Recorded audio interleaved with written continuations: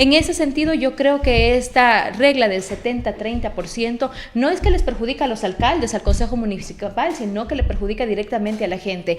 Menos personal para el tema del agua potable y Loja, que tiene serios problemas de agua potable. Menos personal para atención social, especialmente a grupos de atención prioritaria que evidentemente han sido y que son productos, están en personas, mujeres, personas con discapacidad, el tema de la educación, el tema de la cultura, que evidentemente hoy por hoy se encuentran en graves condiciones producto de que no existe una atención. Primeramente, nosotros estamos con un gobierno que miente, un gobierno que no cumple, un gobierno que responde a los intereses del Fondo Monetario Internacional. La ley es de carácter urgente y yo le pregunto a mi estimado John y a la ciudadanía que nos está escuchando. Entonces, lo urgente es pagar lo que acabamos de decir, lo que se adeuda, esas transferencias no permanentes que se vuelven en extraordinarias y que se acumulan porque no se dan de manera regular. Pero se destina un presupuesto para el tema vial, pero ¿que va a qué? Va enfocado al sector minero, y también debemos desde este espacio castigar la actitud de nuestras autoridades locales, que se encuentran sordas y mudas. Y nosotros debemos ya pasar a una política de exigencia.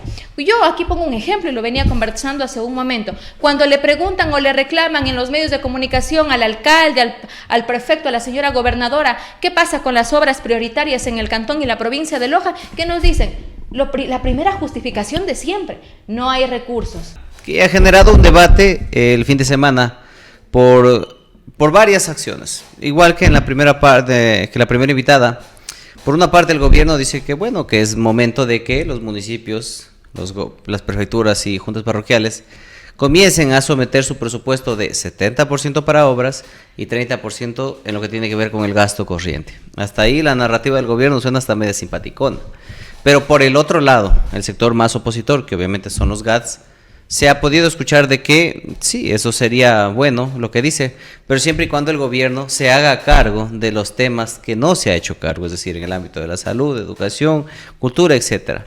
Y existe una dicotomía de que esto puede ser bueno de forma, pero de fondo también va a traer más consecuencias. Pero dejando a un lado las dos posturas, ¿cómo le ve usted a esta nueva ley GAD que ha sido aprobada con mayoría de los votos de ADN en la Asamblea Nacional? Buenas tardes, Joana. Buenas tardes, estimado John. Un gusto saludarles a quienes nos ven a través de la página de Lo del Momento Loja. Un abrazo para todos los ciudadanos y ciudadanas. Bueno, es importante entender que hoy vivimos momentos álgidos dentro de la política nacional de nuestro país, y mucho más aún con esta nueva reforma que no busca la eficiencia, sino que es un ajuste económico a los gobiernos autónomos descentralizados. Y es que existen múltiples contradicciones. Por una parte, el gobierno dice que en gasto, por tema de sueldos, ha venido incrementándose hasta superar el 34% hasta el año 2024. Sin embargo, yo lo decía hace un momento, la obra material se hace con obra humana y se debe priorizar, y los gobiernos autónomos descentralizados en la crisis actual han priorizado también la obra humana, porque nosotros necesitamos también mejorar la calidad de vida de los trabajadores y trabajadoras del país. En ese sentido, yo creo que esta regla del 70-30% no es que les perjudica a los alcaldes, al Consejo Municipal, sino que le perjudica directamente a la gente.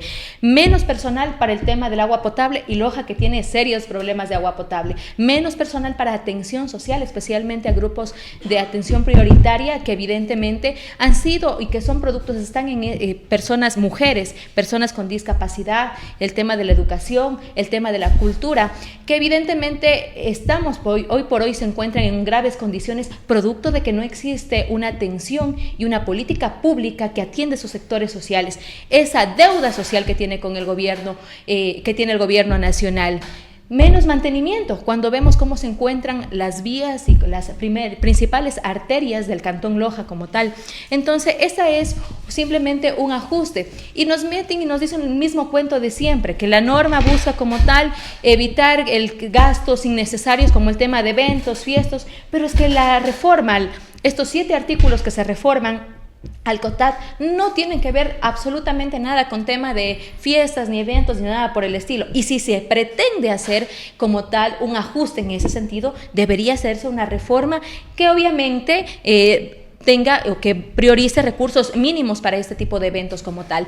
Entonces, existen múltiples contradicciones en esta norma y evidentemente no se puede hacer obras cuando el gobierno central adeuda más de 745 millones de dólares a los GATS municipales. Muchos de los GATS, como los GATS más pequeños de nuestros cantones, dependen de las transferencias exclusivas del gobierno autónomo, del gobierno central, de esas transferencias permanentes que parten del presupuesto general del Estado. Entonces estamos obviamente buscando supuestamente la eficiencia, pero sin embargo el gobierno central está tapando su irresponsabilidad y perjudicando a la gente como tal. Diferentes prefectos y alcaldes mencionan de que el gobierno debe 1,000 y pico millones de dólares. Y con este tema que se acaba de reformar, básicamente es como que no te podría deber ya nada más, porque ya empieza a entrar en vigencia. Pero hagamos una comparativa. Hoy en día se le debe cerca de 3, 4 meses y pico a los diferentes gobiernos autónomos descentralizados, es decir, un poquito más de 1,000.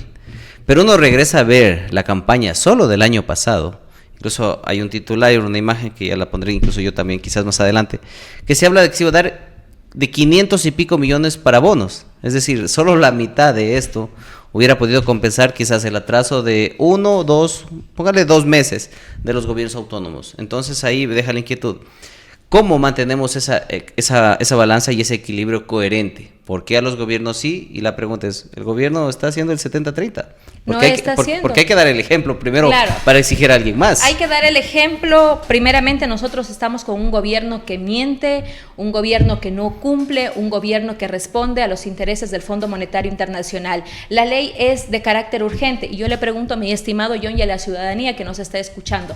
Entonces, lo urgente es pagar lo que acabamos de decir, lo que se adeuda, esas transferencias no permanentes que se vuelven en extraordinarias y que se acumulan porque no se dan de manera regular. Y en este caso, por ejemplo, es muy importante tener y hacer este análisis porque sí se prioriza en cambio otras cosas, por ejemplo, como el pago de 18 millones de dólares por deuda externa. Entonces, estamos viendo cuáles son los verdaderos intereses y para quién gobierna el presidente Daniel Noboa. No lo ha demostrado en la práctica.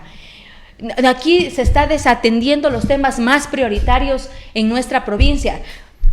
¿Cuánta gente con esta reforma del 70-30 también estamos limitando que nuestros jóvenes y personas profesionales puedan acceder al sector público? Cuando sabemos que en Loja más del 33% de personas, es decir, no tienen ingresos adecuados, ya no tienen empleo digno. Muchos de nuestras personas se encuentran en el subempleo y en el desempleo. Entonces estamos con profundas contradicciones con este gobierno, un gobierno que no nos dio la cara a los lojanos, que estuvo aquí, que paseó, que fue recibido por las autoridades, pero que no nos ha dado la cara, no ha respondido verdaderamente por los intereses. Claro, se destina un presupuesto para el tema vial, pero ¿que va a qué? Va enfocado al sector minero. Y también debemos desde este espacio castigar la actitud de nuestras autoridades locales, que se encuentran sordas y mudas. Y nosotros debemos ya pasar a una política de exigencia. Yo aquí pongo un ejemplo y lo venía conversando hace un momento. Cuando le preguntan o le reclaman en los medios de comunicación al alcalde, al prefecto, a la señora gobernadora, ¿qué pasa con las obras prioritarias en el cantón y la provincia de Loja? ¿Qué nos dicen? La primera justificación de siempre: no hay recursos. El gobierno central no nos paga lo que nos debe. Pero si no hay recursos, ¿por qué nos exige? ¿Por qué hemos pasado a esa práctica y a esa política de sumisión? Yo escuchaba hoy por hoy, no solo nos afecta el tema del GAT, mi estimado John, el tema de las reformas al COTAD, que afecta directamente a los GATs, sino que también nos afecta lo que hoy pretende hacer el Cabildo Lojano y el Consejo Municipal, que está a pocos días justamente de poder aplicar este tema del incremento de pasajes. Y yo escuchaba a un concejal decir: ya empezaron con la política. Estamos en un espacio de decisión política. La política se hace en el quehacer diario de manera individual y colectiva, y eso lo debe entender la ciudadanía. Y cuando hablamos de manera colectiva es porque tenemos que tomar decisiones colectivas, pero esas decisiones colectivas también se toman en un contexto de profundas contradicciones de clase, y aunque a veces a la ciudadanía no le gusta escuchar, es que esa es así como está conformada nuestra sociedad. Y en ese marco entonces yo creo que más allá de lo que nos afecta las nuevas reformas que ha impulsado el gobierno de Daniel Noboa, también nos afectan las reformas que va a impulsar nuevamente la autoridad cantonal y obviamente los ediles como tal. Entonces es preocupante lo que realmente vivimos, y en esa práctica no podemos, ¿cómo vamos a creer en un gobierno que nos miente? ¿Cómo vamos a creer, por ejemplo, en los próximos representantes que van a ir al lado del gobierno? Es que entonces están aprobando justamente esta misma política, esta política de ajuste para los sectores populares, que vemos nuestra vida encarecida día a día. Esa es la pregunta. Joana, ahí la pregunta también sería, bueno, ¿ha escuchado usted el pronunciamiento de la alcaldesa Guayanay, del prefecto Mancino? Bueno, de la gobernadora obviamente ya ha salido a decir que está muy bien lo que se hace. Obviamente sería hasta ilógico que esté en contra de su propio gobierno. Pero yo no he escuchado una actitud firme o mencionar de qué tan bueno o malo es esto para la prefectura con el señor Mancino o para el municipio de Loja con la señora Guayanay. Yo no los he escuchado. No sé qué impresión le deja a usted que básicamente hay un silencio por parte de nuestras autoridades y estamos en la ciudad donde nadie dice absolutamente nada cuando hablamos de gente que están en los cargos representativos. Esto es muy lamentable y triste, es una práctica permanente de las autoridades de Loja, no de hoy, sino de muchísimo tiempo atrás. Y yo creo que cuando la gente menciona un tema muy puntual, estamos cansados de los mismos políticos y de la política, hacen alusión obviamente a esta práctica que vienen haciendo nuestras autoridades, pero la alternativa la tienen los ciudadanos. En sus manos está poder obviamente enrumbar de mejor manera nuestros derechos y reivindicaciones justas e inmediatas como tal. Usted muy bien lo ha señalado, estimado John, no hemos visto hablar, por eso le decía hace un momento, autoridades sordas y mudas frente a lo que pasa con nuestra realidad local, y cuando los vemos ahora recién que estuvo el presidente nacional, yo veía cómo señalaban que tienen esa capacidad o quieren seguir trabajando en función, en bien de los lojanos y lojanas, en que están dispuestos a una cooperación, a cooperar para que se aprueben estas reformas, a cooperar para que se siga metiendo la mano en los bolsillos de los lojanos y lojanas, a cooperar en medio de la sumisión de los pueblos, a cooperar a costa de la flexibilización de los trabajadores. Porque en el municipio de Loja hay trabajadores y trabajadoras que se sustentan de esos recursos para mejorar sus condiciones de vida.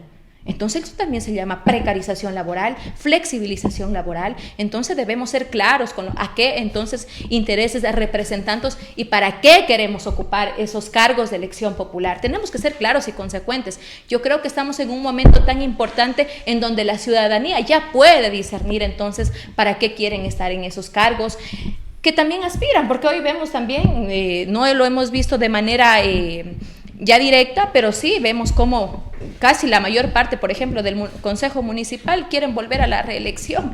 Y yo decía, un Consejo Municipal que dice que no mezclemos lo político con las decisiones, con la manera técnica en cómo deciden las cosas, es que lo técnico no puede estar por encima de los derechos. Joana, quiero ir también un poco a la parte final. Yo he podido ver también que manifestaciones suyas mencionaba de que desde Unidad Popular hay la posibilidad, no solo que usted, sino varios perfiles podrían incluso cursar para ir a estas próximas elecciones del año 2027. A nivel organizativo político, ¿cómo está la cosa? Bueno, es importante señalarle a la ciudadanía que la Unidad Popular Listas 2 nos encontramos en la promoción de nuestros cuadros locales y justamente en trabajar en el programa de gobierno local que nos permita dirigir, nos permita obviamente dar muestras de lo que hemos sido durante todos estos años en la práctica. El nombre de Joana Granda es una de las alternativas para ser candidata a la alcaldía de Loja, como usted lo ha señalado, pero eso no pasa solo por Joana Granda, es una decisión de las bases de la Unidad Popular, del pueblo, del apoyo del pueblo lojano y de las organizaciones y colectivos en los cuales hemos estado vinculados siempre. Hoy el debate principal para la organización política a la cual representamos no es el nombre de la persona, es justamente las demandas más urgentes que están relacionadas con el tema de los trabajadores, las mujeres y los sectores prioritarios de nuestra ciudad. Vamos, la unidad, la hemos dicho también como fruto de nuestra consecuencia, la unidad primero será con el pueblo de Loja. Muy bien, Joana, quiero agradecerle por venir a lo del Momento Loja, le dejo con su mensaje final y pues nos vemos en una próxima ocasión. Bueno, mi estimado John, muchas gracias por la invitación, invitarlos, estos días vamos a hacer una vigilia antes de la decisión del Consejo Municipal de aprobar esta alza de pasaje. Los invitamos a la ciudadanía para que estén atentos y para que puedan acompañarnos.